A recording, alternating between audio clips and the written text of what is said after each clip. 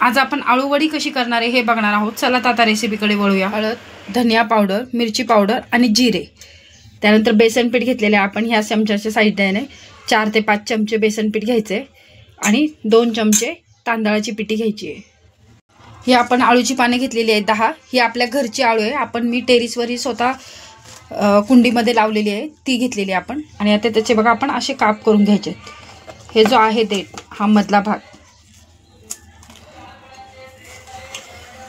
हे पहा अशा प्रकारे आपण हे सगळ्या पाण्याचे असे हे जो मधला भाग आहे तो आपण काढून घेऊया। आता आपण ते सगळे देठ काढून घेतलेले आहेत। आता आपण अशा प्रकारे कट करून घेऊया।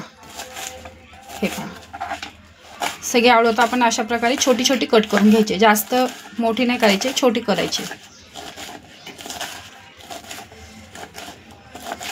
आणि ही आळू मी घरी उगवली आहे त्याच्यामुळे ती काय तुम्ही भाजीसाठी सुद्धा वापरू शकता किंवा वड्यांसाठी सुद्धा ही वापरू शकता। ह्याच्यामध्ये तुम्हाला चिंच किंवा गूळ टाकायची काहीच गरज नाही, घशात खवखव वगैरे काही होणार नाही आहे ह्या आळूनी।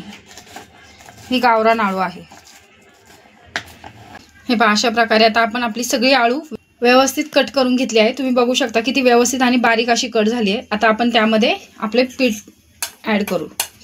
बेसन पीठ जे घेतले आपण 5 चमचे, त्यानंतर तांदळाची पिठी 2 चमचे, मीठ चवीपुरतं, हळद 1 चमचा, लाल तिखट 2 चमचे, धनिया पावडर 1 चमचा आणि जिरं। आता आपण हे एकत्र करून घेऊया पूर्ण। पहिले हाताने सगळं एकत्र करून घ्यायचं आणि मग त्याच्यामध्ये तुम्हाला बघायचं पाणी किती लागेल, पाणी लागतच ॲड करायचं, कारण की जास्त पातळ नाही करायचं आपल्याला। जसं आपण भज्यांसाठी मळतो त्याप्रमाणे आपल्याला हे मळून घ्यायचं आहे।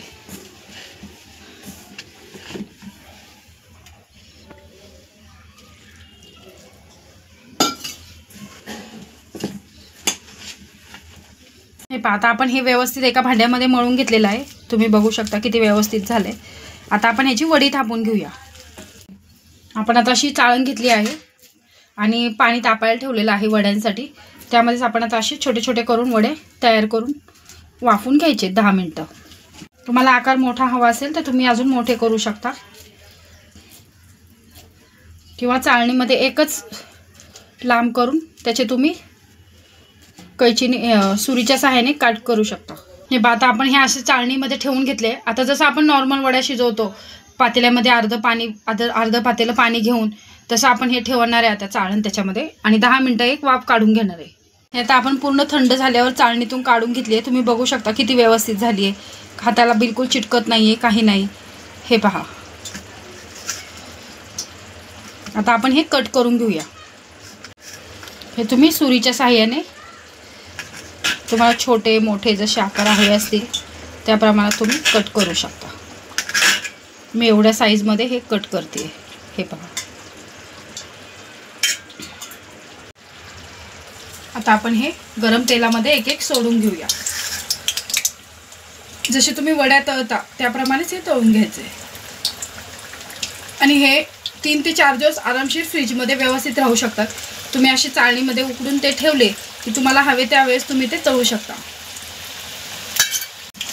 आता एका बाजूने व्यवस्थित फ्राय झाल्यावर आपण दुसऱ्या बाजूने पण व्यवस्थित गोल्डन ब्राऊन होईपर्यंत फ्राय करून घ्यायचे। बघा तुम्ही जराही ते चिटकत नाही, काही नाही आणि तेलामध्ये ते पसरतही नाही आहे घडी त्याची।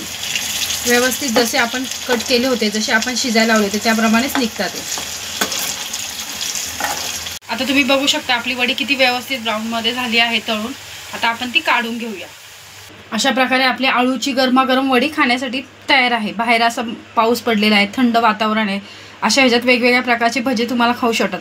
आपण आळूच्या पाण्यांची जी घड्या घालून वडी करतात ती पण एकदा दाखवली आहे यूट्यूबवर, तुम्ही तीही बघू शकता। आणि आज ही वेगळ्या पद्धतीची जी पाने कट करून सुद्धा कशी होऊ शकते ती पण आपण दाखवली आहे।